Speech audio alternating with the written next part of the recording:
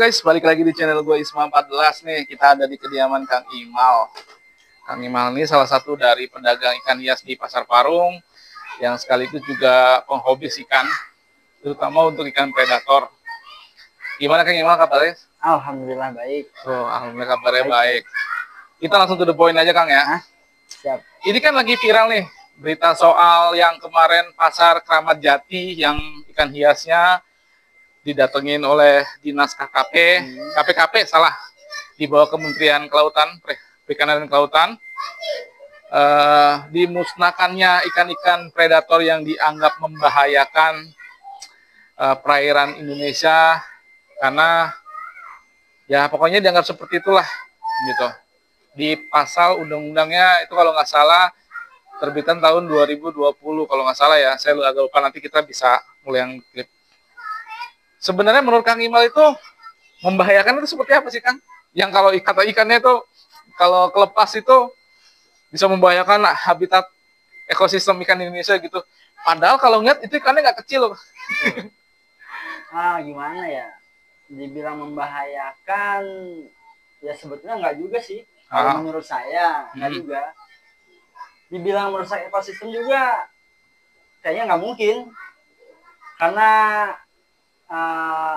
dia tuh punya ukuran makan pasti kan, Iya, nggak mungkin habis tuh semua dia makan, nggak mungkin. Dan alam lebih paham lah untuk boleh dibilang gimana cara merawatnya gitu kan. Kalau menurut saya sih ya nggak asik lah kalau misalnya harus sampai seketat ini. Lagi juga kan itu kan sebetulnya ya dirawat, bukan disia-siain. benar. Ya kan, dirawat, dijaga, dan dikasih makan. Dan ikan itu nggak dibuang ke sembarangan ya. Paling hidupnya di kolam. Misalnya kan kalau di kolam-kolam akuarium, kolam-kolam akuarium yang gede itu yang kolam tanah, Betul. itu pun di dalam rumah atau di pekarangan rumah ya, nggak dibuang ke sembarang kali atau sungai gitu kan, sampai besar sampai matinya juga masih di akuarium juga. Terus kan kemarin kan kita juga sempat kita mampir ke DAT nih ya kan, ngelihat itu kan akuarium gede-gede banget gitu. Dan itu nggak cuma satu, gede-gede banget. Padahal peraturannya itu jelas ya. Berani nggak kira-kira tuh? Menurut Kang Imal kira-kira gitu kan? Nah, pro kontra pasti pro kontra. Susah ya. Gimana ya? Menurut saya sih sebetulnya kalau masih ya kita masih sanggup merawat atau kita jaga, kenapa sih harus secara paksa dimusnahkan gitu kan? Toh kita masih tanggung jawab gitu. Iya. Ya itu aja sih mungkin yang boleh dibilang jadi pro kontra sekarang ya. Kembali lagi itu ke pikiran masing-masing lah kalau menurut saya. Kalau saya sih ya nggak setuju lah kalau ikan-ikan kayak gitu dimusnahkan, ya setuju, karena ya kita senang, kita jaga, kita beli, kita rawat kan gitu. Seandainya kita bosan ya mungkin kita buang, masih mungkin kita jual, karena kan kita beli juga lumayan. Iya. Untuk pribadi saya nggak tahu yang lain gitu kan.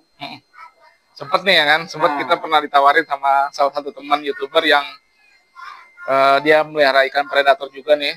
Terus ikannya tuh kan nggak emang penghobis, terus kita tidak punya kolam yang gede, ya kan, cuman adanya di akuarium. Dari kecil ukuran mungkin 10 cm sampai 30 cm, 40 cm, mati di akuarium Pak. Nah, habis mati di akuarium, sama dia tuh nggak langsung dikubur, enggak Pak. Ternyata dibekuin. Habis dibekuin, kebetulan saya mampir ke situ kan. Dikasih tahu, suka makan ikan nggak? Suka lah, saya bilang kayak gitu kan. Dikasih tahu nih mau makan ikan gini, kalau mau pulang jangan lupa dibawa. Pas lihat tuh, itu ikannya kaku gede, ya kan, itu predator tuh, bukan asli Indonesia. Itu ikan Amazon gede lumayan, pas kita 40 cm gitu, ada berapa ekor, suruh bawa pulang. Nah itu ikannya matinya normal ya di akuarium, mungkin karena stres di akuarium, bukan keracunan segala macam gitu kan. Dan itu rasanya kalau kata yang punya yang ngerawat itu pernah makan, itu mirip ikan lele, percis lele gitu kan.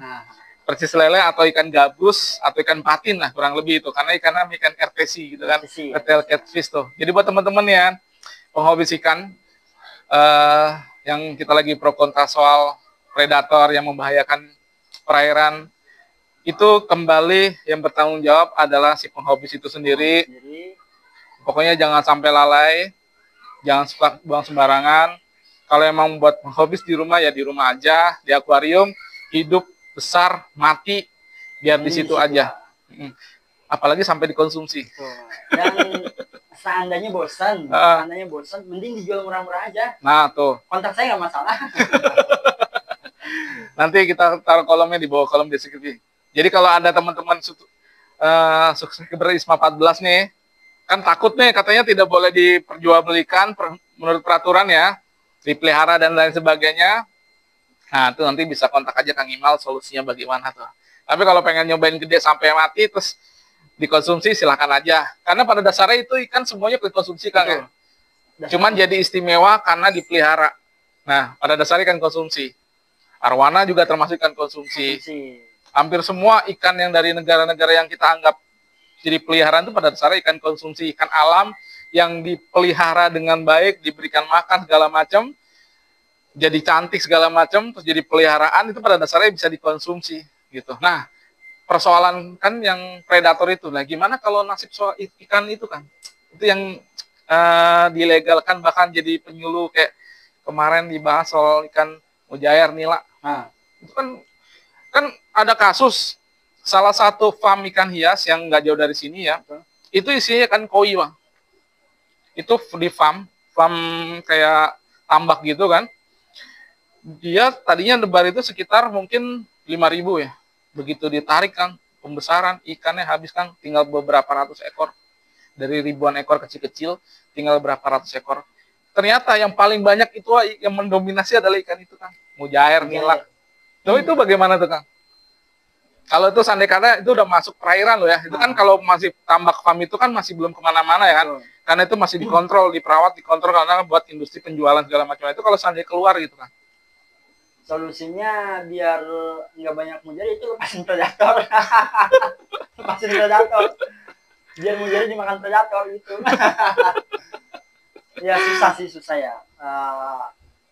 Karena itu alam dia, jadi kita nggak kontrol kan. Itu bukan apa ya, bukan untuk kemampuan kita. Dalam arti kontrol kayak gitu bukan kemampuan kita. Solusinya ya mending dipancingin sih kalau menurut saya. Pancingin ya. Pancingin. Nah itu kemarin yang Cengkareng tuh katanya yang di Kalidere, Cengkareng, terus Tangerang segala macam tuh, Cikoko lah segala macam tuh kan sempat tuh mancing ikan juga tuh Kang, yang isinya ada red devil juga. Itu kan lebih berbahaya tuh daripada ikan mujair, sama berbahaya juga sih kalau sampai lepas ke perairan tuh kan, dari penangkaran terus lepas ke perairan itu bisa ngabisin ikan kecil-kecil kita Pak. Karena kasus kemarin tuh kan ada ikan nilem habis sama ikan mujair, bahkan ikan yang koi aja habis sendiri sama ikan mujair. Apalagi red devil tuh yang kemarin katanya Danau Toba. Danau Toba.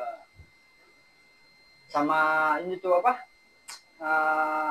Peacock bass. Oh iya. Yang di mana? Cirata, Danau Cirata. Peacock bass. Solusinya gampang sebetulnya. Undang orang untuk mancing di situ bareng-bareng tuh 1 minggu. Kita mancing berjamaah. Ya, habis. Iya, habis pasti lama-lama. Nggak harus difasilitasi, cuma diberi izin aja. Iya benar-benar. Pasti pada datang. Tapi kalau nggak salah ya di dana negara Singapura ya, kalau nggak salah ya, saya nggak tahu sekarang masih itu apa nggak, dari teman-teman yang pernah ke sana, itu salah satu danaunya itu isinya ikan pikobas yang udah bertanduk semua Kang. Itu banyak di situ Kang. Itu Singapura loh, kalau nggak salah ya, nanti kita bisa ngeliat informasi dari YouTuber atau video-video yang bahwa ada ikan pikobas yang kita dilarang di sana banyak Kang. Bahkan itu di kolam danaunya lagi gitu kan di negara Singapura tuh. Itu nggak tahu gimana ceritanya. Tapi beberapa ikan yang kayak di Taiwan, terus di Jepang. Kalau orang Jepang aslinya kebanyakan nggak mau makan ikan tawar Kang. Mereka lebih suka makan ikan laut tapi yang di pedalaman, yang maksudnya lebih jauh ya. Kalau di pinggiran mereka nggak mau, termasuk orang Korea juga. Dan itu ternyata YouTuber kita yang TKI yang kerja di sana itu penghobis pemancing handal dari negara kita. Di sana mancing ikan mujair gede-gede banget.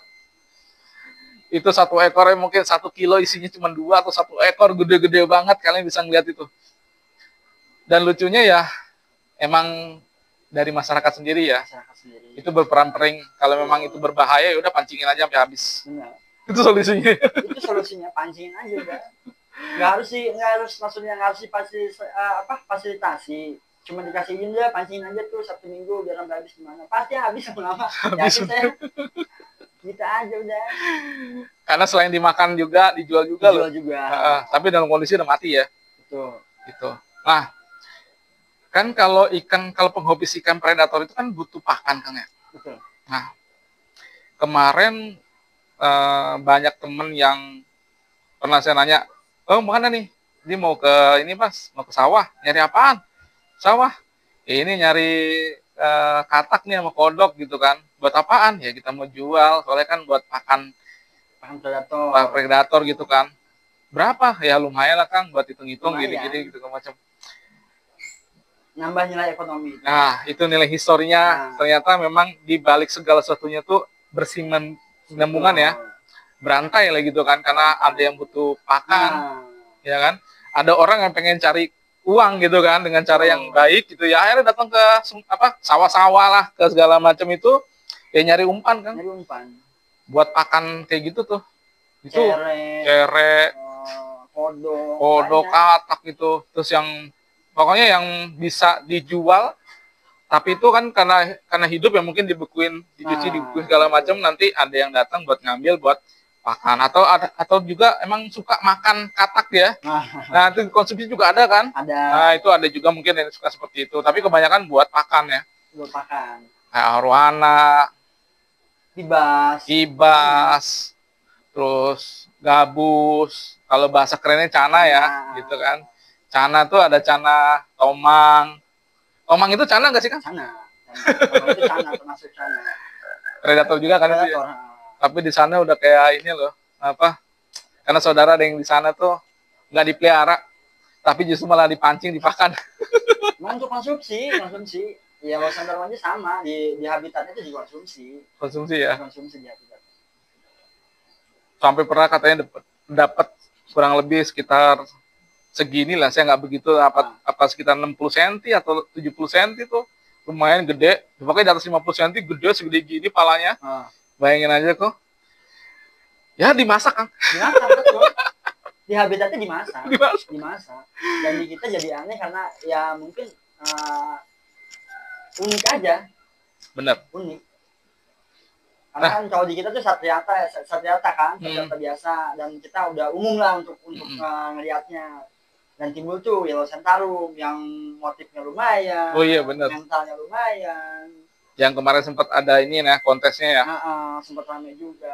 Kontes rame juga. Nah, ngebahas soal predator, yang paling rame sekarang, predator apa yang banyak di pasaran nih? Yang umum yang boleh ya Kang? Yang kira-kira tuh predator yang asli Indonesia Kang? Untuk saya pribadi lagi asik di predator Papua ya.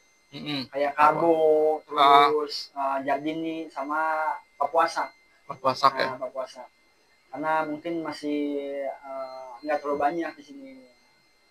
Jadi masih lumayan untuk pasarannya. Botia itu predator apa nggak sih Kang? Enggak lah Botia tuh. Enggak dia. Kan kecilnya imut ya? Sama gede juga imut. Gedenya juga imut ya. Dia maksimal segede apa sih Kang? Dia bisa 40 cm dia. 40 cm ya? Di alam ya. Di alam ya? Di alam. Kalau di akuarium kan? Di akuarium paling naik space-nya sedikit ya kan? Nggak bisa sampai beberapa senti, paling sedikit aja naik space-nya gitu. Oh di alam iya, habitatnya iya dia bisa sampai 30 sampai 40 cm. Dan bahkan saya sempat punya 35 cm waktu itu. Gede juga ya? Gede. Nah kalau ikan-ikannya kayak baung, segala macam itu? Wah baung di mana ya sekarang banyaknya? Baung itu ikan kali aja ya? Iya. Nah, baung itu bisa gede Kang, bisa 60 cm lah kurang lebih. 60 cm. Dan mungkin ini kali ya yang jadi topik untuk menjaga ekosistem mungkin ya. Nah baung itu kemana? Padahal pasti masih ada di habitatnya, cuma emang jarang aja yang mainin gitu aja. Masih banyak kok sebetulnya. Apa di daerah Sumatera tuh? Iya. Masih banyak sebetulnya. Karena hampir setiap hari loh kalau kita ngeliat youtuber yang di daerah pulau-pulau yang lain itu kan, ada yang suka mancing tuh, dapat ikan baung segede gini, ada yang dapat gede. Itu jujur ya terus terang itu kebanyakan bukan dijual, secara hidup ya, tetapi dijual buat konsumsi. Kebanyakan seperti itu. Betul. Karena masyarakat sana, ya setiap masyarakat lokal, setiap daerah tuh pasti makan. Makan. Pasti makan hal kayak gitu. Itu termasuk predator juga. Baung sih enggak sih kalau menurut saya. Bukan predator juga. Bukan. Enggak kalau baung. Baung tuh apa ya? Lele juga kan sebenarnya, mirip lele kan? Seperti lele. Predator nggak sih sebenarnya kan? Predator tuh bukan makan sama itu ikan itu kan juga predator juga. Apa disebut predator tuh karena sifatnya galak, rakus, atau yang kalem-kalem aja atau gimana Ya, gitu? Saya agak bingung. Galak, rakus itu udah pasti predator. Predator. Nah, kalau baung kan itu kalem dia. Kalem. Nah, kalem sifatnya. Lah itu kan hampir semua predator kalem semua kan? Enggak lah. Kalau lagi kenyang ya. Nah, kalau lagi kenyang ya kalem. Kalau lagi lapar galak ya. Nah, galak. Kalau arapaima gitu Kang yang kemarin dibahas, yang saya ngeliat tuh kan ikannya agak lumayan gede tuh. Kurang lebih mungkin sekitar di atas 40-50 cm tuh Kang. Kalau gede itu kan bisa lebih dari semeter. Yang jadi persoalannya itu ya tiba-tiba saya ngeliat fotonya sudah tergeletak tak berdaya. Sayang lah. Bukan murah itu kan? Iya. Ya kan? Nah, kita belinya pakai duit, terus kita kasih pakan, kita rawatin, tiba-tiba harus seperti itu. Intinya ironis aja. Ironis ya? Enggak, emang ada jalan lain Pak gitu kan? Jalur anaknya gimana nih? Harusnya kan gitu. Ya ngadepin ini sih cuma nggak tahu lah gimana. Yang jelas intinya gini aja sih, untuk kita nih hobiis saya kita, ya untuk sekarang lebih hati-hati aja lah. Simpennya rapi kalau bisa, biar kita masih bisa nikmati gitu kan. Benar. Kan itu kesenangan kita loh, kesenangan kita. Iya, kesenangan penghobis, kita, sebagai penghobis. Tiba-tiba harus dikasih peraturan seperti ini gitu kan. Dan itu ketakutan mereka yang boleh dibilang katanya nanti diceburin lah ke sungai. Nggak mungkin lah. Kita kan belinya pakai uang. Iya, kita ngerawatinnya pakai kasih sayang kan gitu. Iya. Ya, dari gak? kecil tahunya udah gede. Tiba-tiba gede. Nah, udah gede dimusnahkan. Aduh, sayang banget. Iya. Ya kalau dimusnahkannya tiba-tiba umur ya kan, umur nggak masalah. Nggak masalah. Tapi kebanyakan rata-rata ya kan, antara tega nggak tega, tapi ujung-ujungnya dikonsumsi juga kan. Ya pasti. Biar menyatu dengan tubuh. Kata Palu Hakim kan itu. Makan aja biar menyatu dengan tubuh katanya gitu. Daripada dibuang mubazir ya kan, karena kan pada dasarnya kita makannya bangkai juga gitu kan. Betul. Apalagi dirawat, aduh, antara dikubur, sayang. Yang coba rasanya lah. Kita nikmatin treatmentnya, kita nikmatin prosesnya, tiba-tiba meninggal ya sayang kan. Bener. Sayang. Nah Kang,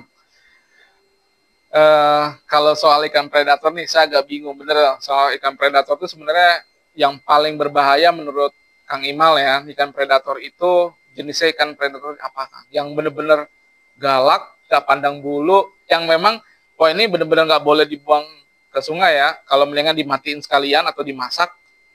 Jangan pernah buang ke sungai. Itu ikan apa? Yang menurut Kang Imal deh, predator paling berbahaya gitu. Beda-beda versinya. Karena saya pernah ngalamin sendiri, tomang luar biasa. Tomang Pak.